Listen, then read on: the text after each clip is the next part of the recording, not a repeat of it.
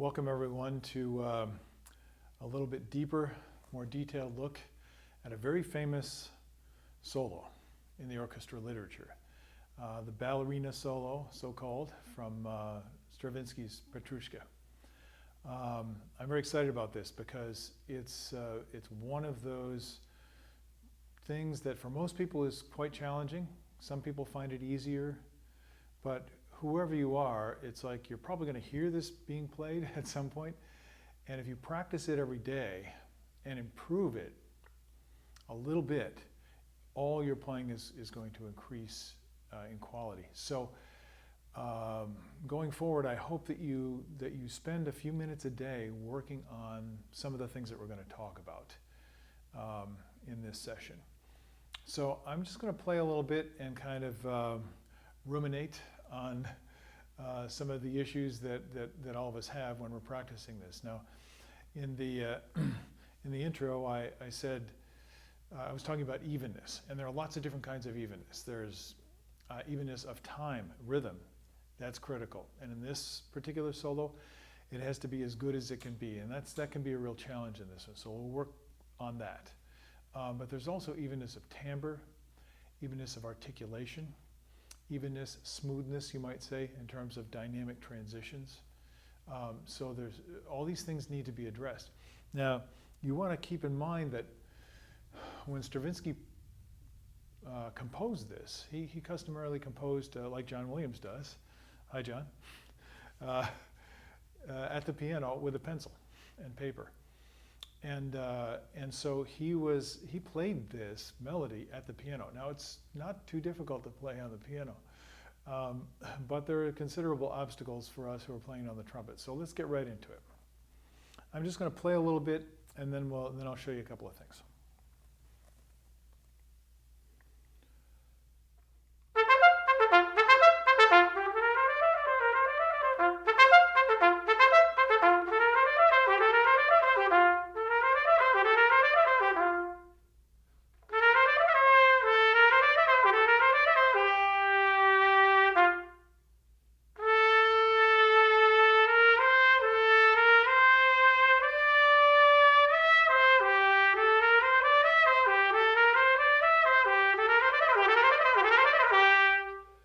You see, I need to find a spot where I can play evenly, whether it's articulated or slurred.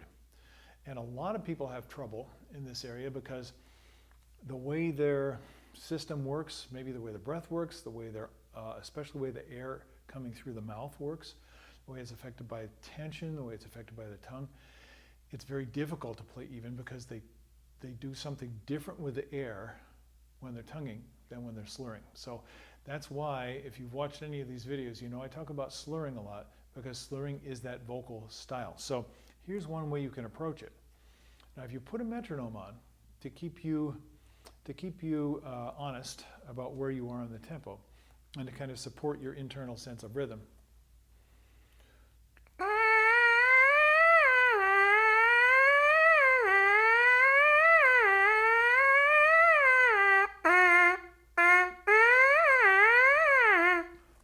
interesting.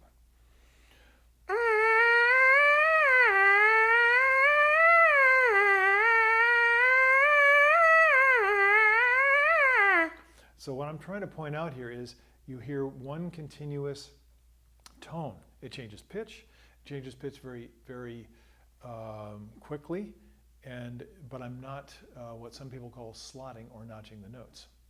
In a sense, I'm glissing, but not exactly. So here's where your metronome comes in. If you can actually stop those pitches.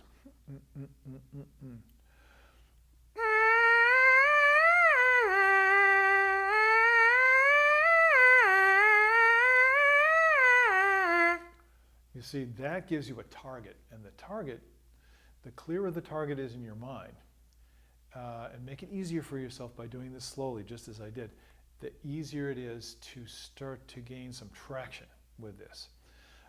Let's take the next lick the same way, because this gives a lot of people problems, and this points out another area of evenness which is very difficult for a lot of folks to deal with. Now, if you can't buzz this comfortably on the mouthpiece, don't do it. Sing it, whistle it, do anything where you can access the pitch Do it an octave lower, do it in a different key. All that stuff is totally on the table because what you're trying to do is develop the skill to do this easily. Because if it doesn't sound easy, it's not going to sound good. Not this one. Okay, so let me check my pitch.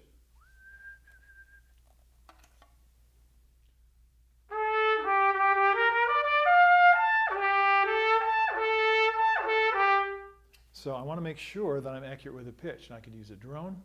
I could have, I can play maybe on a little keyboard. I could play the chord structure that I'm doing. That's a great way to do it.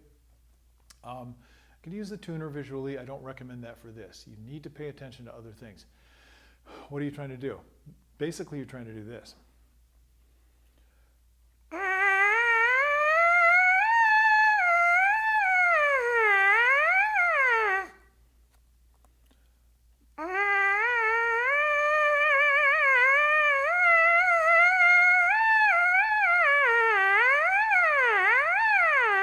That's what you're trying to do.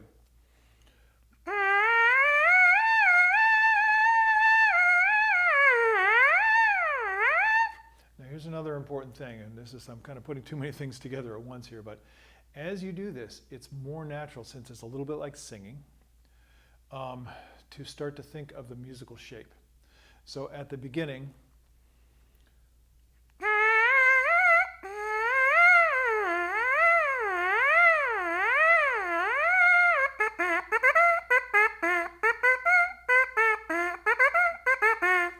if you do it with articulation, that's an even more, it's kind of a higher level. You're still trying to be really accurate with the pitch, really accurate with the rhythm. So please, when you're working on these things, don't try and do everything at once. Really refine something until it's like, oh yeah, that's good quality, that's what I want to live with. That's kind of like home base. And then try not to lose it when you add other things in. Basic practice technique.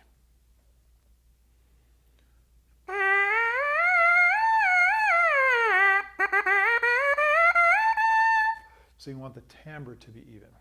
And you want the volume to be even, except when you're doing that expressive gesture, which means at the beginning, and anybody who studied this with a teacher has probably heard, accent that da-da-dee, da-da-da, da-da-dee, da-da-da. And the reason is, it's a compensation for what most trumpet players do.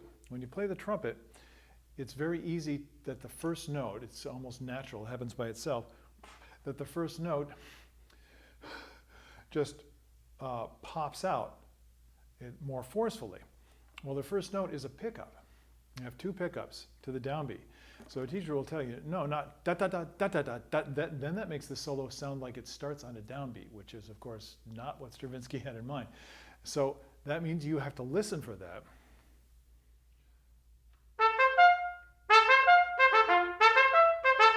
Now you heard that, I kind of popped that first note. You'll hear that played a lot that way, but that ruins the gesture. And it fools the ear of the listener, especially someone who doesn't know this. It's like, where's the beat? Da da da da da da da da. They can't figure it out.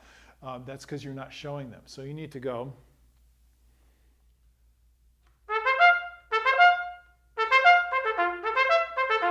But it's not an accent.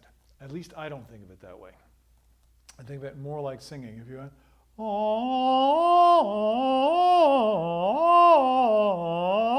see, you would naturally do that. You would naturally make that phrase shape. I'm going to try not to sing too much because I'm not a very good singer, but when I do that, it's easy to show you with my voice.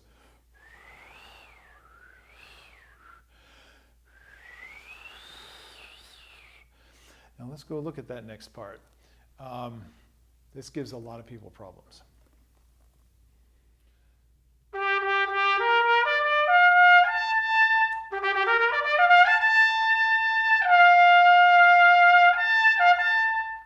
One of the main reasons why this gives problems is a physical thing. And it's something that almost all trumpet players are struggling with, whether they realize it or not. And very few people have really solved the problem completely. It's complicated, and I'll have to get into it later when I'm talking about physical technical things. Bottom line is, without the physical technical skills, you can't do the musical things. So for me, that's always been the motivation. Gee, I gotta get it to sound like that. So as I'm going up that slur, I want it to be kind of joyous. That's not easy to do on the trumpet.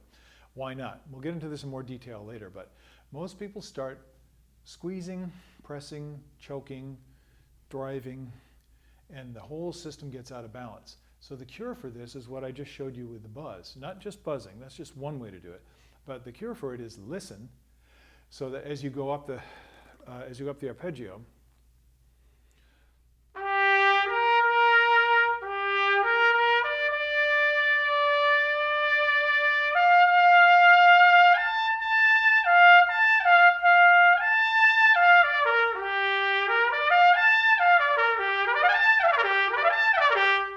you see, now I have the shape, and all the notes maintain their timbre as best I can, trying to play them in tune as well. Very challenging. That's another reason we're not going to talk about pitch today. I've talked to you about it previously, and we'll get into that again in more detail when we talk about how to use a tuner and how to practice intonation. But this is really hard because you're going through a group of notes that are not particularly in tune, and you're also changing register. So here what I'm going to talk about is, this is the changing register thing. This is really, really important.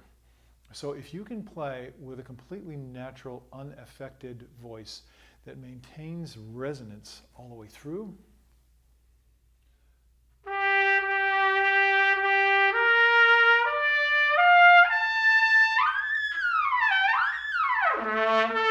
now you hear when I foolishly tried to go to the upper octave, you hear the sound gets distorted and squeezed, it gets weaker.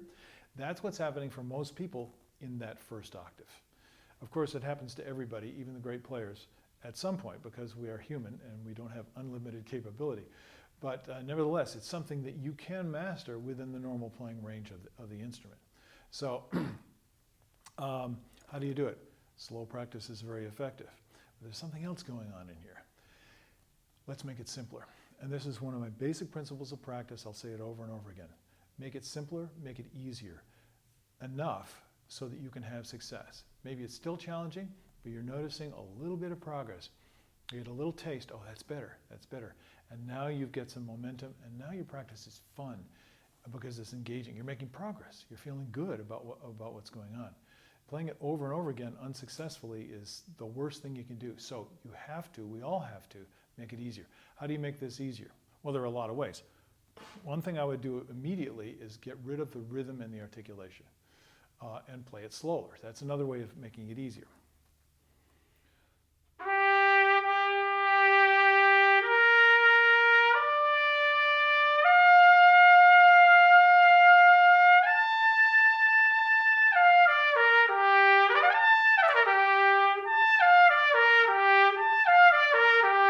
When you're playing it slow, listen like crazy. Listen between the notes. Listen to where you're going. Record yourself. Polish this.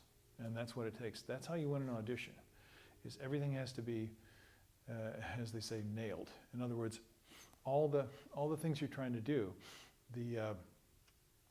all these qualities that we're talking about need to be polished to the highest possible degree.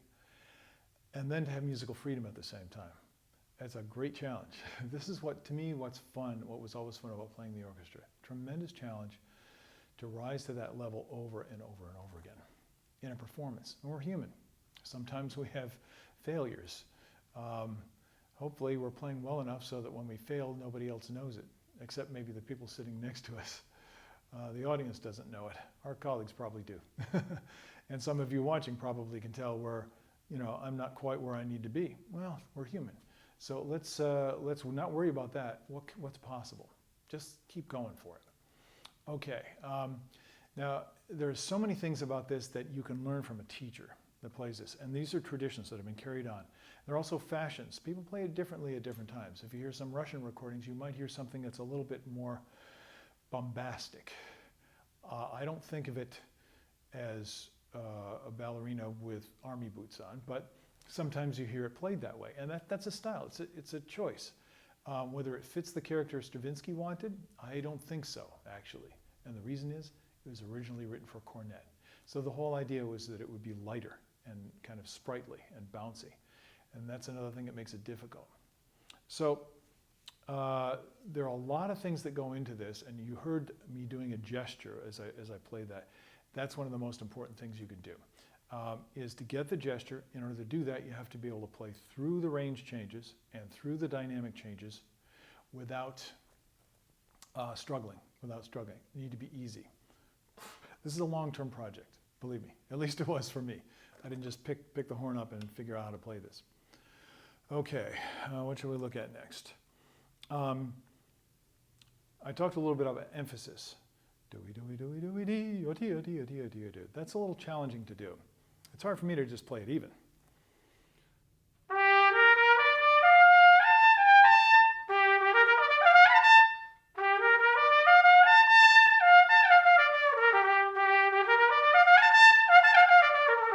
I think you get the idea there. I'm working on it. You're watching me practice now. This is a good thing. Now, what comes after that, that's what always messed me up when I was first learning this. I didn't know that, I'd never heard the piece before. My teacher gave me an excerpt. I didn't want to play an orchestra. I'm just learning it like an exercise or an etude. Well, that's okay, I suppose. But okay, and I was a kid, you know, no offense, kids. In other words, I had a lot of learning to do, a lot of things that I needed to learn. And one of them was get it right the first time. I learned it with a wrong note in it. I hope I'm not playing a wrong note today, but I did when I went in for my first lesson. Because those patterns are tricky. Make sure it's right in your ear. That's a really, really good place to start. Physically for me at that age, I always used to have trouble. I could do the do-it, but coming back down again and then into the next section, that got difficult. Why? So many downward movements. And downward movement is, for most trumpet players, one of the most difficult things to do. So let's take a look at that.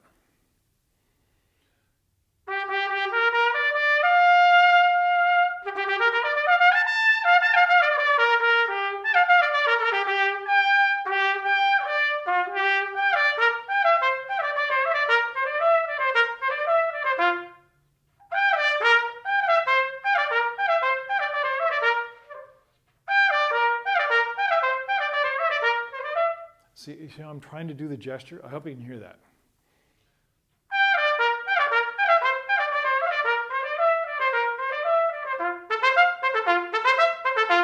It's a little bit more military style. This woman, this ballerina, if you know the story, is kind of an aggressive person in her own way, and she's playing a trumpet. Interestingly enough, I think it would be very hard to do that, to dance and play the trumpet at the same time. So I'm not recommending that, but you can try it if you like. There's a lot of aggressive energy there, and yet it's not angry. It's more like show off. If you can play this like you're showing off and make it work, keep all those qualities polished, you're going to have a very successful performance. It'll get the energy across. So then you have this more aggressive.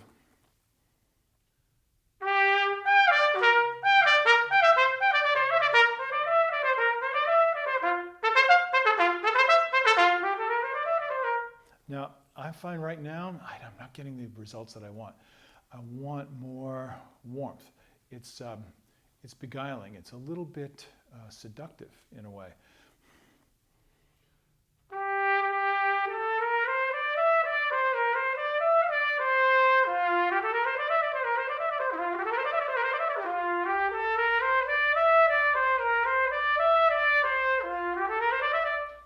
Can you hear, I hope, how I'm using a different voice?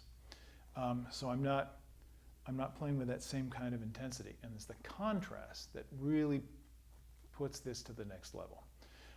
Now that's not in the, I don't think that's in the first edition. The second edition of this piece, I think it's 1947.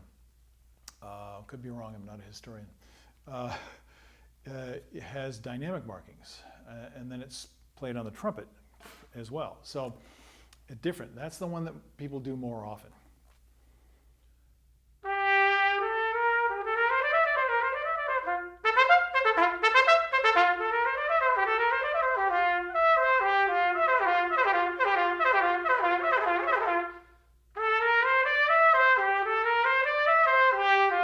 So you hear all those downward slurs. So I think you get a pretty good idea by now how much there is in this. We could talk for a long time about it, and I wish I had time to show you some more things, maybe later. But practicing those downward slurs, working on the things I just talked about, that's really going to help you. It's really going to help you to advance all of your playing. There's some licks in there that sound kind of jazzy. So those of you who are improvisational artists, feel free to steal from Stravinsky. I'm sure he won't mind. And there are things with articulation that if you are a less experienced player, you're going to really want to listen to those ingredients. I'll tell you one more thing. This is something that some teachers are a stickler for. And if we concentrate too much on the details, then we, as they say, you can't see the forest for the trees. You're looking at the individual things, you don't see the whole big picture. And so this is one of those individual things.